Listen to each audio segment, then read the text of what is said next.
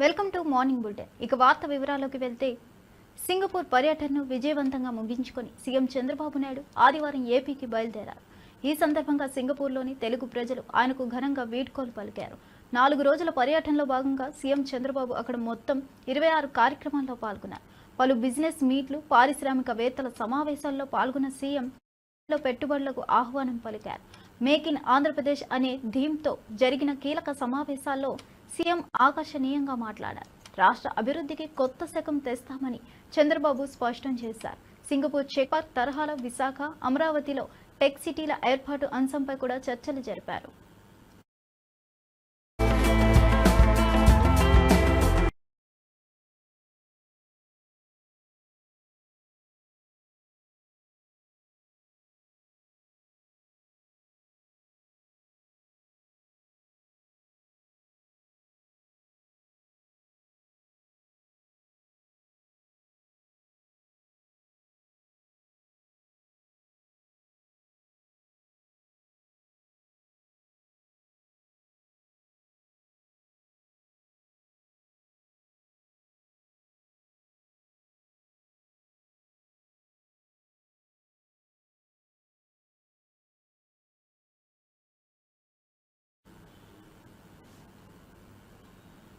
నల్గొండలో కాంగ్రెస్ నాయకులపై మంత్రి జగదీష్ రెడ్డి గరం అయ్యారు. 3 ఏళ్ల తర్వాత తానే సర్కస్ ఆట ఆడిస్తానని హెచ్చరించారు. ఎంత ఎగిరినా ఆ ఊపు కేవలం 3 ఏళ్ల వరకు మాత్రమేనని, తర్వాత ప్రజలు తాను వీరిని ఎలా ఆడిస్తారో చూస్తారని తెలిపారు. 2018 ఎన్నికల్లో నల్గొండ నియోజకవర్గంలో కాంగ్రెస్ నేతలు తన బాధ్యతగా తీసుకున్నానని గుర్తు చేస్తూ ఈసారి కూడా అదే తరహాలో కాంగ్రెస్ నేతలకు తగిన బుద్ధి చెబుతానని చెప్పారు. కాంగ్రెస్ నాయకులు చేస్తున్న వ్యాఖ్యలు, చర్యలు ఊడతా ఊపులా ఉన్నాయని, ప్రజలు అటువంటివి గమనిస్తున్నారని అన్నారు. తాను కేవలం మాటలకే పరిమితమయ్యే వ్యక్తి కాదని, అవసరమైతే నేరుగా ప్రజల ముందుకు వెళ్లి వాస్తవాలు వివరిస్తానని స్పష్టం చేశారు.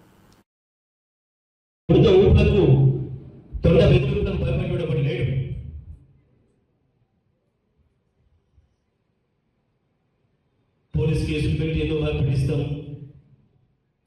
తొడ భయపెట్టించి ఏడకపోతే దేవుని కనుక పోతుంది, తప్పించుకుంటుంది, ఎంత దూరం పోతుంది, ఎరువులో పడితే దొరకదా మనకి, యాడిపోతే బిడ్డ 3 ఏళ్ళే కదా, అప్పుడు ఉంటుంది నీది సర్కస్. సర్కస్ సర్కస్ ఆడిపిస్తాం బిడ్డ, ఎట్లా ఆడను మేము చూపిస్తాం అసలు సర్కస్, నేనే ఆడిపిస్తా. ఆ పని పెట్టుకుంటలేను ఇక, బ్రహ్మాండంగా నల్గొండను బాగు చేసిన ఇబ్బంది ఏం లేదు. ఇప్పుడంత కష్టం అప్పుడు చేసే పక్కన లేదు నాకు. అప్పుడేమో వీళ్ళని ఓడగొట్టడానికి పని పెట్టుకొని పనిచేసిన జానారెడ్డిని, ఎంకరెడ్డిని అందరినీ వరుస పెట్టి ఓడగొట్టిన. ఇక ఇప్పుడు సర్కస్ ఆడే పని తీసుకుంటా, బాధ్యత తీసుకుంటా. నెక్స్ట్ ఒక్కరిని వదిలిపెట్టా, తెలంగాణకు ద్రోహం చేస్తున్న కొడుకులు ఎవరిని. ఎందుకంటే కాలేజీ చెప్పిండు మనకు మాట, ప్రాంతేతరుడు అవతలి వాడు వచ్చి మిమ్మల్ని దోపిడీ చేస్తే మనని ఆ అంశాల వరకు పాల్గొనండి, మనని మన ఊరు బయట వరకు పాల్గొనండి. ప్రాంతం వాడే ద్రోహం చేస్తే ఇక్కడనే పాత పెట్టండి అని చెప్పి కాలేజీ ఏదైతే చెప్పిండో దాన్ని అక్షరం అమలు చేసి తీరుతాం. తెలంగాణ ద్రోహులను తప్పకుండా పాత పెడతాం. ఇక్కడ బనకచర్ల విషయంలో, కృష్ణా గోదావరి నదుల విషయంలో మీరు చేస్తున్న ద్రోహం ఏదైతే ఉందో తప్పకుండా ప్రజల్లో ఎండగడతాం. ఇంటింటికి మీ దొంగతనాన్ని బయట పెడతాం. శ్రీహరికోటలోని సతీష్ ధావన్ అంతరిక్ష కేంద్రం నుంచి పిఎస్ఎల్వి C-58, GSLV F-16 ప్రయోగం విజయవంతమైంది. భారత అంతరిక్ష పరిశోధన సంస్థ ఇస్రో ఆదివారం ఉదయం 9 గంటలకు ఈ ఉపగ్రహాన్ని కాంక్షలోకి పంపింది. ఇది పిఎస్ఎల్వి రాకెట్ ద్వారా నిర్వహించిన మరో అత్యంత ప్రతిష్టాత్మక ప్రయోగంగా నిలిచింది. గగన్యాన్ కార్యక్రమంలో భాగంగా ఈ ప్రయోగాన్ని చేపట్టిన ఇస్రో ముందస్తుగా సమగ్ర పరీక్షలు నిర్వహించింది. ఎక్స్రే పోలార్ మీటింగ్ శాటిలైట్ ఉపగ్రహాన్ని ఈ రాకెట్ విజయవంతంగా తీసుకెళ్లింది. ఇది సూర్యుడిని నిరంతరం పరిశీలిస్తూ అంతరిక్ష పరిశోధనలకు ఉపయోగపడనుంది. ఇది భారతదేశం నుంచి పంపిన తొలిసారి పోలరైజేషన్ శాస్త్ర విశ్లేషణ చేపట్టే ఉపగ్రహంగా నిలిచింది. దేశ శాస్త్ర విజ్ఞానానికి ఇది మైలురాయి ప్రయోగంగా అంతర్జాతీయంగా ప్రశంసలు అందుకుంటుంది. The GSLV F-16 NISR mission is successfully accomplished. History has been written today as NISR has been placed in the orbit successfully. Many hearty congratulations to ISRO, NASA and the users worldwide who will derive benefits of the Earth observation with this state-of-the-art NASA ISRO synthetic aperture radar satellite. Do stay tuned. Tune in for the address by Secretary DOS and Chairman ISRO and Mission.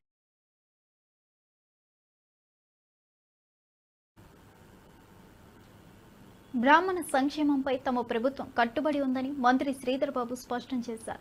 Hyderabad గౌలిదోటిలో CBE ఆధ్వర్యంలో నిర్వహించిన ఆత్మీయ సమ్మేళనంలో ముఖ్య అతిథిగా పాల్గొన్న ఆయన బ్రాహ్మణ సంక్షేమ పరిషత్పై కొందరు కావాలని దుష్ప్రచారం చేస్తున్నారని విమర్శించారు.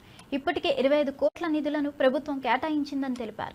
రాబోయే రోజుల్లో మరిన్ని నిధులు అందజేస్తామని హామీ ఇచ్చారు. సీఎం రేవంత్ రెడ్డి నాయకత్వంలో బ్రాహ్మణుల సంక్షేమానికి ప్రభుత్వం చిత్తశుద్ధితో కృషి చేస్తుందన్నారు.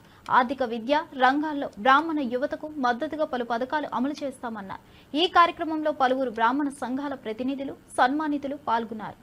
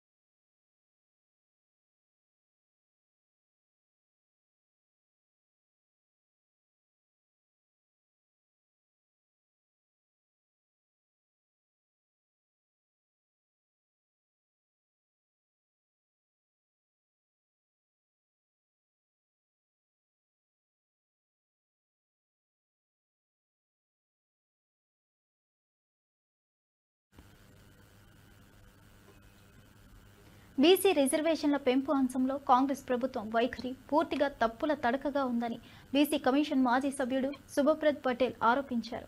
కులగణన నుంచి బీసీ బిల్లుల వరకు శాస్త్రీయ పద్ధతులు పాటించకుండా కాంగ్రెస్ పాలకులు ప్రజలను మభ్యపెట్టే ప్రయత్నం చేస్తున్నారని మండిపడ్డారు. ఢిల్లీలో ధర్నా చేస్తామన్న హామీ వెనక్కి తగ్గిపోయారంటూ విమర్శించారు. ఇప్పటి వరకు బీసీల రిజర్వేషన్ సమస్యపై ప్రధానిని కలవకపోవడం బాధాకరమని చెప్పారు.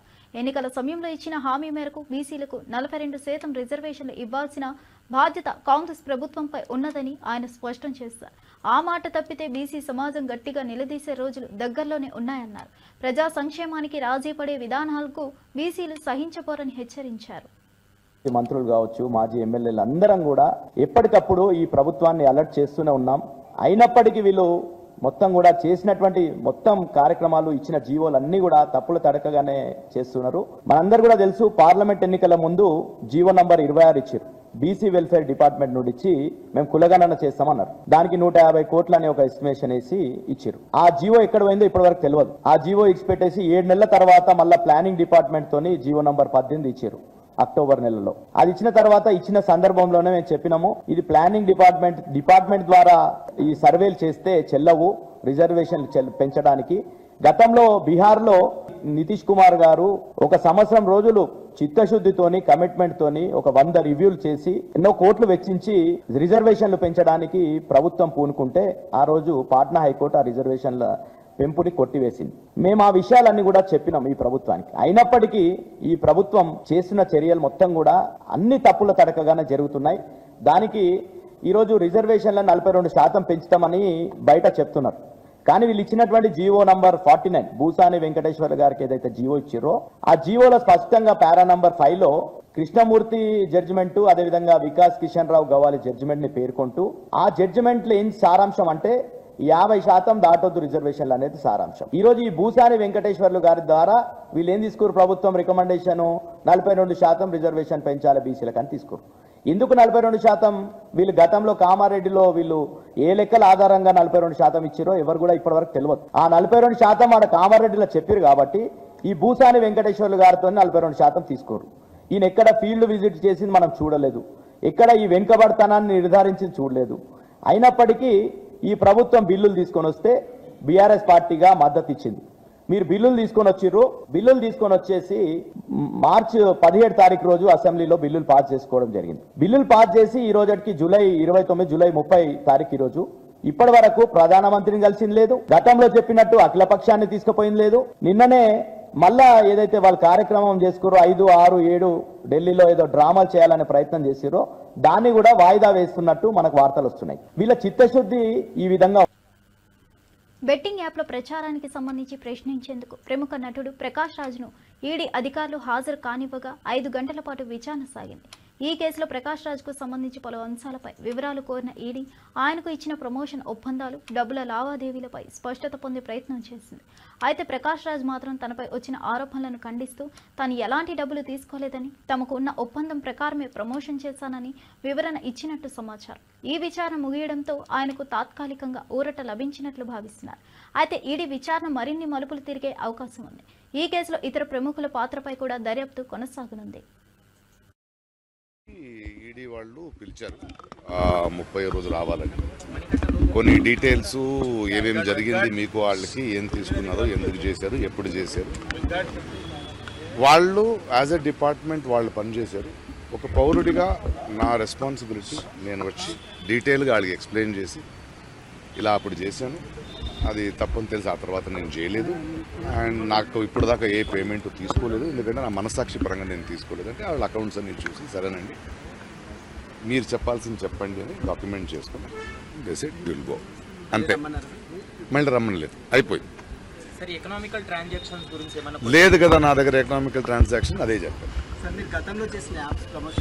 నేను అదేం లేదని చెప్పానండి. ఒకే ఒక యాప్ చేశాను 2016లో, అది వాళ్ళకి చెప్పాను. వాళ్ళు పని చేస్తున్నారు, వాళ్ళు ఎతుకుతున్నారు, వాళ్ళకి మనం కోఆపరేట్ చేయాల్సింది మన బాధ్యత. అందువల్ల వాళ్ళు చెప్పిన డేట్కి వచ్చి వాళ్ళకి కావాల్సింది ఇచ్చి తర్వాత మాట్లాడుకుందాం. Thank you. ఓకే, దయచేసి బెట్టింగ్ యాప్స్ మీద ఆడకండి. మీరు స్వయంగా తెలంగాణ అస్తిత్వంపై సీఎం రేవంత్ రెడ్డి తీవ్రంగా దాడి చేస్తున్నారని బీఆర్ఎస్ నాయకుడు దూదిమెట్ల బాలరాజు ఆరోపించారు. గోదావరి జలాలను బనకచర్ల ద్వారా ఏపీకి తరలిస్తూ తెలంగాణ రాష్ట్ర హక్కులను నలుగురిలో కలిపే విధంగా రేవంత్ వ్యవహరిస్తున్నారని విమర్శించారు. రాష్ట్రానికి చెందిన నీళ్లు బయటకు పంపిస్తే మేధావులు మౌనంగా ఉండడం శోచనీయమని ఆవేదన వ్యక్తం చేశారు. రాష్ట్ర నియామకాల్లో తెలంగాణ యువతను విస్మరించి ద్రోహులకు ఉద్యోగాలు ఇస్తూ ఏపీకి చెందిన వ్యక్తులకు కీలక పదవులు ఇచ్చి అన్యాయం చేస్తున్నారని మండిపడ్డారు. రేవంత్ పాలనలో తెలంగాణ సొమ్ము తెలంగాణ వారికే అందక ఇతరులకు దోచిపెడుతున్నారని ఆరోపించారు. రాష్ట్రం ఏర్పడిన ఆత్మగౌరవం, హక్కులను కాపాడుకునే బాధ్యత ప్రతి ఒక్కరిపై ఉందని పేర్కొన్నారు. అసెంబ్లీ సలహాదారుగా ప్రసన్న కుమార్ నియమిస్తే చంద్రబాబు నాయుడు పట్టకపోయింది వీళ్ళకి కనిపించట్లేదా? అనిల వావిల్ల రెడ్కో ఎండీగా నియమించింది వీళ్ళకు కనపడతలేదా? నిమ్మగడ్డ రమేష్ కుమార్ ని అడ్మినిస్ట్రేషన్ స్టాఫ్ కాలేజ్ డైరెక్టర్ గా నియమించింది వీళ్ళకి కనపడతలేదా? డిజిటల్ మీడియా డైరెక్టర్ గా శ్రీరామ్ కర్ణిని నియమించింది కనపడతలేదా అని అడుగుతా ఉన్నాను నేను. ఒకవైపు నీళ్లను దోసుకపోతా ఉంటే ఈ మేధావులు మౌనం వహిస్తారు, నిధులను దోసుకపోతా ఉంటే ఈ మేధావులు మౌనం వహిస్తారు. మరి ఆ నియామకాల విషయంలో అప్పనంగా తెలంగాణ ప్రాంతంలో ఆంధ్ర సంబంధించినటువంటి మూలాలున్నటువంటి వ్యక్తుల్ని, తెలంగాణకు ద్రోహం చేసే వ్యక్తుల్ని నియామకం చేస్తా ఉంటే ఎవరు మాట్లాడరు. ఎందుకు మౌనం వహిస్తున్నారో ఇలా తెలంగాణ ప్రజల తరఫున మేము అడుగుతా ఉన్నాం. చంద్రబాబు నాయుడు సమక్షంలో రేవంత్ రెడ్డి గారు జూలైలో బనకచర్ల సంబంధించినటువంటి నీళ్లను దోసుకొని పోవచ్చు, మీకు బనకచర్లకు మేము గ్రీన్ సిగ్నల్ ఇస్తున్నామని చెప్పేసి మాట్లాడితే సమావేశం పెడితే దీనిపైన ఏ రాజకీయ పార్టీ గాని, తెలంగాణలో ఉన్నటువంటి నీటి రంగ నిపుణులు గాని, తెలంగాణలో ఉన్నటువంటి మేధావులు గాని, తెలంగాణ ఉద్యమం పేరు చెప్పి ఆ రోజు కేసీఆర్ మీద ఇష్టం వచ్చినట్టు మాట్లాడినందుకు రేవంత్ రెడ్డి ప్రభుత్వంలో కొలువులు పొందిన కోదండరాం, కొలువులు పొందిన ఆకునూరు మురళి మాట్లాడారు. వీళ్ళు ఎందుకు మాట్లాడతలేరు అని అడుగుతా ఉన్నాను నేను. అదే విధంగా ఇదే ఉత్తమ్ కుమార్ రెడ్డి గారు విజయవాడకి వెళ్లి చంద్రబాబు నాయుడుతో సమావేశం పరుచుకొని తెలంగాణ నీళ్లను ఆంధ్రాకు అప్పజెప్పితే ఎవరు మాట్లాడరు. రీసెంట్ గా ముఖ్యమంత్రి గారి రివ్యూ మీటింగ్ జరిగితే ఆ రివ్యూ మీటింగ్ లో ఓటుకు నోటు కేసులో ముద్దాయిగా ఉన్నటువంటి రేవంత్ రెడ్డి గారేమో మూటలు మోస్తే ఆ మూటలు అందించిన మనిషి ఉదయ్ సింహకు ఏం సంబంధం? తెలంగాణ సెక్రటేరియట్ లో తెలంగాణ సంబంధించినటువంటి సమావేశం జరిగితే ఆ సమీక్షలో ఉదయ్ సింహకు ఏం సంబంధం అడుగుతా ఉన్నా నేను. ఇవాళ తెలంగాణ ప్రభుత్వంలో నియమించబడ్డటువంటి ఈ ఆంధ్ర మూలాలన్నటువంటి అధికారులకు తెలంగాణకు ఏం సంబంధం అడుగుతా ఉన్నా నేను. ఇవాళ దీనిపైన ఏ మేధావి మాట్లాడు, ఎందుకు మౌనం వహిస్తా ఉన్నారు? ఇవాళ అదే విధంగా తెలంగాణ ప్రాంతంలో గతంలో కేసీఆర్ గారు హెలికాప్టర్ వాడిన న్యూస్ అయ్యేది. ఇవాళ నేను అడుగుతా ఉన్నాను మీడియా ద్వారా, మిస్ వరల్డ్ పోటీలకు ₹1,00,000 ఖర్చు పెట్టి ఒక ప్లేట్ భోజనం వాడితే తెలంగాణ వాళ్ళు ఎవరు మాట్లాడకూడదా?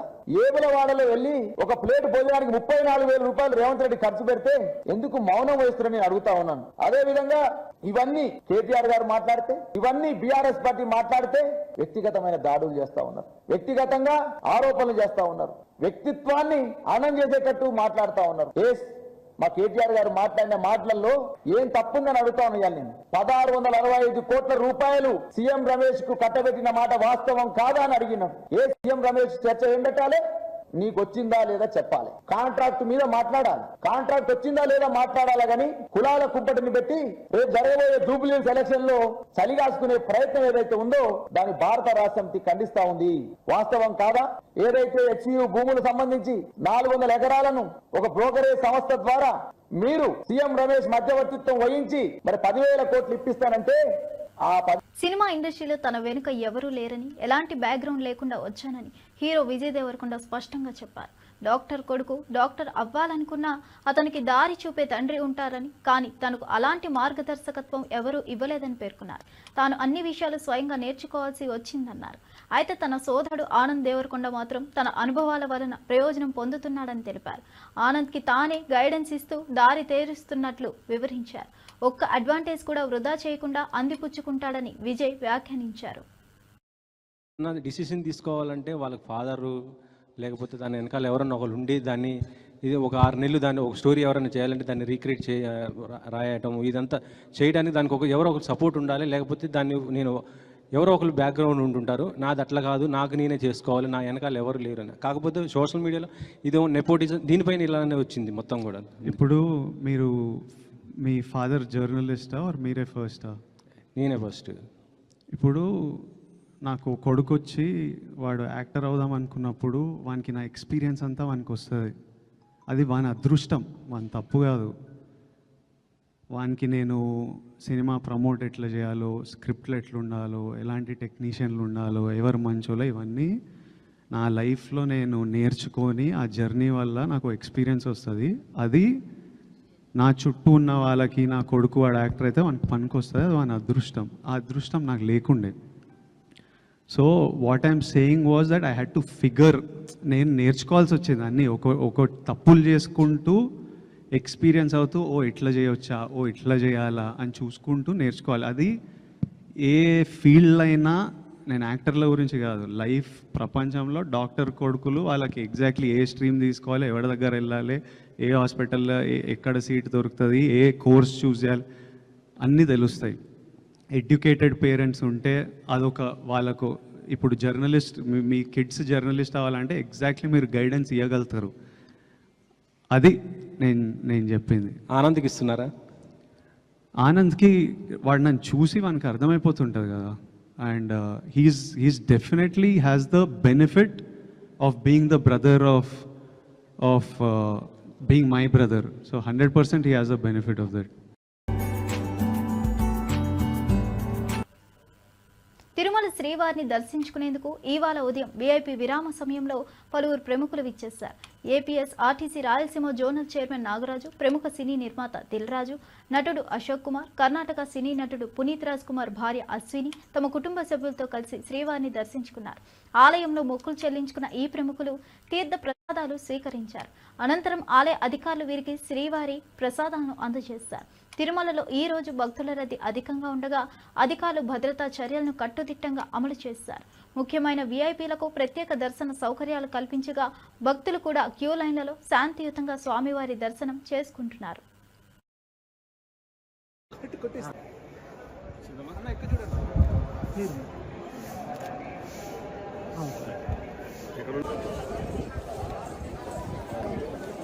రాష్ట్ర మంత్రి గారు వచ్చి తీసుకున్నారా?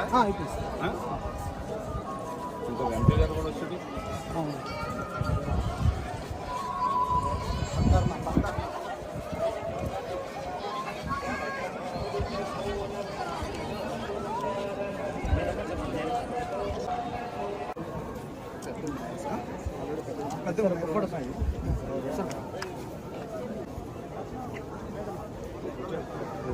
సార్ వాళ్ళు ఎందుకు వస్తే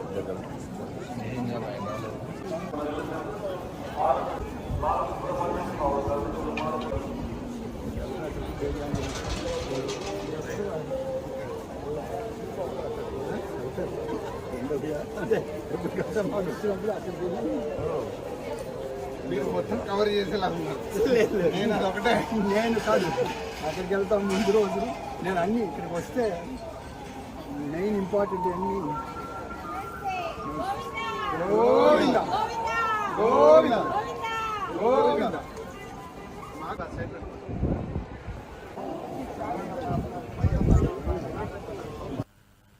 జూనియర్ సినిమాలో నటించిన గాలి జనార్దన్ రెడ్డి కుమారుడు కిరీటి బుధవారం తల్లిదండ్రులతో కలిసి తిరుమల శ్రీవారిని దర్శించుకున్నారు. వీఐపీ ప్రారంభ విరామ సమయంలో స్వామివారి సేవలో పాల్గొన్నారు. టీటీడీ అధికారులు వీరికి స్వాగతం పలికి దర్శన ఏర్పాట్లు చేశారు. దర్శన అనంతరం రంగనాయకుల మండపంలో పండితులు ఆశీర్వచనం చేసి తీర్థ ప్రసాదాలు అందజేశారు. ఇటీవల విడుదలైన జూనియర్ సినిమాకు మంచి ఆదరణ లభించగా ఈ సందర్భంగా కిరీటి తన మొక్కులు చెల్లించుకున్నారు. భక్తుల మధ్య ఆయనకు అభిమానం పెరుగుతుంది.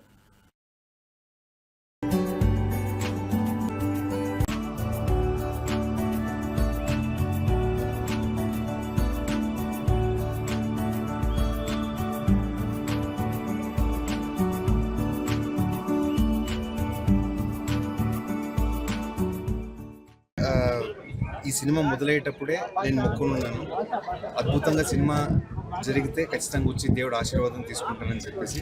అదేవిధంగా అద్భుతంగా జరిగిన సినిమా చాలా ప్రేమించారు ప్రేక్షకులు, దేవుళ్ళు. అదే కారణంగా ఈరోజు వచ్చేసి దేవుడు ఆశీర్వాదం తీసుకుంటూ ఉంటే చాలా సంతోషంగా ఉంది. కుటుంబ సమేతంగా ఈరోజు వచ్చి ఆశీర్వాదం జరిగింది. దేవుడు ఖచ్చితంగా చల్లగా చూస్తాడని చెప్పేసి నమ్ముతున్నాను. ఇంకొక 2 వారాల్లోనే నా నెక్స్ట్ సినిమా ఏదని చెప్పేసి ప్రకటించబోతున్నాను. ప్రేక్షకుల ఆదరణ, అభిమానము, వాళ్ళ ప్రేమ అలాగే కొనసాగాలని కోరుకుంటున్నాను. మా కర్ణాటక నుంచి నా దైవమైనటువంటి పునీత్ రాజ్ కుమార్ సార్, ఇక్కడ నేను చిన్నప్పటి నుంచి చాలా అభిమానంగా చూస్తున్నటువంటి హీరో జూనియర్ ఎన్టీఆర్ సార్ అవ్వచ్చు. వీళ్ళిద్దరూ నాకు చాలా స్ఫూర్తినిచ్చినందుకే చిన్నప్పుడు నేను ఒక నిర్ణయం తీసుకున్నాను సార్, ఒక నటుడుగా నేను కూడా జీవితంలో ముందుకు రావాలని చెప్పేసి. అదే కాబట్టి రెగ్యులర్గా శ్రీకాళహస్తి సిస్టర్తో ఉంటారు, వస్తూనే ఉంటాను. బాబు సినిమా విషయంలో కూడా ప్రజలు ఆదరించినారు. తను చిన్నప్పటి నుంచి కూడా ఒక కళాకారుడే, నటుడు అవ్వాలని తన కోరిక నెరవేరింది. ప్రజలు కూడా ఆశీర్వదించినారు. కాబట్టి అందరూ వచ్చి భగవంతుడి ఆశీర్వాదం తీసుకున్నాము. ఇట్లా మనవడికి నిమిషా ప్రియ ప్రాణాలను కాపాడేందుకు తన వంతు ప్రయత్నం చేస్తున్నానని కేఏ పాల్ తెలిపారు. గత 19 రోజులుగా విశ్వయత్నం చేస్తున్నా కానీ షేక్ అబూబకర్ స్టేట్మెంట్లు ఈ కేసును మరింత జటిలం చేశాయన్నారు. నిమిషా ప్రియను ఉరిశిక్ష నుండి రక్షించాలంటే తలాల్ కుటుంబానికి షేక్ అబూబకర్ క్షమాపణ చెప్పాలన్నారు. షేక్ అబూబకర్ వ్యాఖ్యల వల్లే ఈ పరిణామం ఏర్పడిందని స్పష్టం చేశారు. బాధితురాలి జీవితం ప్రశ్నార్థకంగా మారకముందే అందరూ జాగ్రత్త పడాలని సూచించారు. తలాల్ కుటుంబం మనసు మార్చుకునేలా ఓ సరైన సందేశం వెళ్లేలా పనిచేయాలని కోరారు. అందులో భాగంగా షేక్ అబూబకర్ తన పాత్రను పునర్విమర్శించాలన్నారు. Kerala Kanchapuram Sheikh Abubakar statements have ruined the life of Nimisha Priya. You know, Nimisha Priya's daughter is with me in this building. Her husband is with me in this building. Left Kerala, India at our request, and all the 10 team members, our coordinators, and 25 others are working day and night for the last 19 days to release Nimisha Priya. I asked for extension, they have given extension. Graciously, the family was considering, without taking ₹1, $1 to pardon Nimisha Priya. But the statements of Sheikh Kanchapuram Abubakar made everybody upset. If Nimisha is put to death, most responsible person is this 94-year-old Sheikh's stories, lies. Is he doing? Because in Quran, any sin can be forgiven, but lies cannot be forgiven. Or his office is doing. Because Abdul Fattah, the brother, is demanding a debate live that Sheikh Abubakar never been in touch with him any of his family members or any of his relatives, any person, they never offered him money. He put it on Facebook post July 22nd, again 23rd. Yesterday he wrote in the letter, and now he went to the governments to put Nimisha to death again. After 19 days we worked so hard for a good result. The Sheikh is doing more harm than any good. Therefore, I am demanding Sheikh Abu Bakr to publicly apologize to Abdul Fateh Talal family, say sorry, or expose whom you met, what he is demanding. So, my dear friends, if you know to do good, do it. Don't harm Nimisha Priya's daughter. Nimisha Priya husband left Kerala with me. We have become a family crying. Liquor scam లో తమపై తప్పుడు ఆరోపణలు చేస్తున్నారని, అసలైన లక్ష్యం YS Jagan ని target చేయడమేనని మాజీ మంత్రి పేర్ని నాని మండిపడ్డారు. జగన్ ను జైలుకు పంపించి పార్టీని నిర్వీర్యం చేయాలన్న కుట్ర పథకమే ఇదని చెప్పారు. తమ పార్టీని అడ్డుకునే ప్రయత్నాల్లో భాగంగా వ్యవస్థల్ని ఉపయోగించుకుంటున్నారని విమర్శించారు. జగన్ తో మాట్లాడి ఎవరో డీల్ కుదుర్చుకుంటున్నారని అనుకున్నా అది సాధ్యం కాదని, అందుకే కేసుల పేరుతో రాజకీయ వేధింపులు పెంచుతున్నారని ఆరోపించారు. ఇదంతా సవ్యంగా పరిశీలించాలని, ప్రజలు వాస్తవాలు గ్రహించాలని కోరారు. స్కిల్ స్కామ్ లో ఆన్ రికార్డ్ పట్టుకుని 57 రోజులు లోపల ఉంచారు కాబట్టి మనం కూడా బాగా లోపలుంచేయాలి, పార్టీని నిర్వీర్యం చేయాలి, మళ్ళీ వైఎస్ఆర్ కాంగ్రెస్ పార్టీ నుంచి మనకి ఎదురు లేకుండా చేసుకోవాలి. తద్వారా కొడుక్కి జగన్మోహన్ రెడ్డి గారి చేత అడ్డంకి లేకుండా, మిగతా వాళ్ళకైతే ఏదో ప్యాకేజీ మాట్లాడుకోవచ్చు, కానీ జగన్తో అది కుదరదు కాబట్టి ఏదో రకంగా అడ్డంకి లేకుండా జైల్లో పెట్టి తద్వారా పార్టీని లెగలేకుండా చేయాలనేటువంటి వీళ్ళందరి సామూహిక కుట్రలో భాగమే రోజు వీళ్ళు వండి వార్చేటువంటి వార్తలు. ఒక సిట్ని ఏర్పాటు చేసి ఆ సిట్టుని 1,00,000 కోట్ల అవినీతి జరిగిందని చెప్పని మొదలు పెడతారు. జగన్మోహన్ రెడ్డి గారి ప్రభుత్వంలో 2014 నుంచి 19 దాకా లిక్కర్ స్కామ్ అని, లిక్కర్ స్కామ్లో 1,00,000 కోట్ల అవినీతి జరిగిందని చెప్పని ఇష్టరాజ్యంగా మాట్లాడతారు. దాంట్లో ఆన్లైన్ పేమెంట్లు జరగలేదు, అంతా క్యాష్తో జరిగింది, అది జరిగింది, ఇది జరిగిందని చెప్పి ఎవరు ఎన్నిసార్లు ఏం చెప్పినా క్యూఆర్ కోడ్ ప్రకారం ఎన్ని సీసాలు అమ్మితే అన్ని సీసాలకి మర్నాడు బ్యాంకు తెరవంగానే డబ్బు జమ చేయకపోతే ఎంత తగ్గితే అంతకి ఎక్సైజ్ ఇన్స్పెక్టర్తో సహా సంబంధిత ఎస్ఐ కానీ, సిఐ కానీ, మిగతా కాంట్రాక్ట్ ఎంప్లాయీస్ కానీ అందరినీ కూడా పోలీసులు అరెస్ట్ చేయడం అనేది కూడా. చంద్రబాబు వెళ్లి ఉన్నాడని, కేసులు వేసిన తనకు భయమని మాజీ మంత్రి అనిల్ కుమార్ యాదవ్ స్పష్టం చేశారు.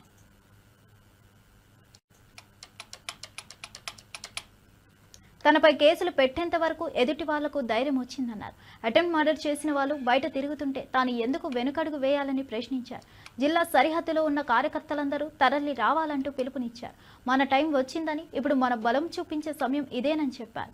రాజకీయంగా ఎదుర్కొనాలని, ఈ కుట్రలకు భయపడే ప్రసక్తే లేదని స్పష్టం చేశారు. కార్యకర్తలందరూ ఒక్కతాటిపై ఉండాలని సూచించారు. వ్యాపారం వేరే, వ్యక్తిగతం వేరే, రాజకీయం వేరే. అట్లాంటి జగన్మోహన్ వస్తుంటే ఆపాల, ఎవరు రాకూడదు. ఎక్కడైనా ఉందా? 46 మండలాలు ఉంటే 46 మండలాలకు సంబంధించి ఎస్ఐలు ప్రెస్ మీట్లు పెట్టటమా? 2,000 మంది పైగా నోటీసులు ఇవ్వటమా? ఈ జిల్లా చరిత్రలో, రాష్ట్ర చరిత్రలో ఎక్కడ జరిగిందా? ఇక మాజీ ముఖ్యమంత్రి జిల్లా అధ్యక్షుడు వస్తా ఉంటే ఎవడో భయపరం. ఈరోజు అనిల్ మాట్లాడాడు కాబట్టి శుక్రవారం అనిల్ని ఎత్తుతాం, శనివారం ఎత్తుతాం అని రెడీ. ఊరే సిద్ధంగా ఉన్నాం స్వామి, ఎత్తండి, ఎప్పుడు ఎత్తుతారు ఎత్తండి. ఏమవుద్ది? 30, 60, 90 లేకపోతే 120? ఏమవుద్ది? నేను ఎన్నోసార్లు చెప్పా. చంద్రబాబు నాయుడు కూడా పోయాడుగా జైలుకి, నాకేం మొహం ఉంది. ఇవండి ఈనాటి విశేషాలు. మరో బులెటిన్తో మళ్ళీ కలుద్దాం.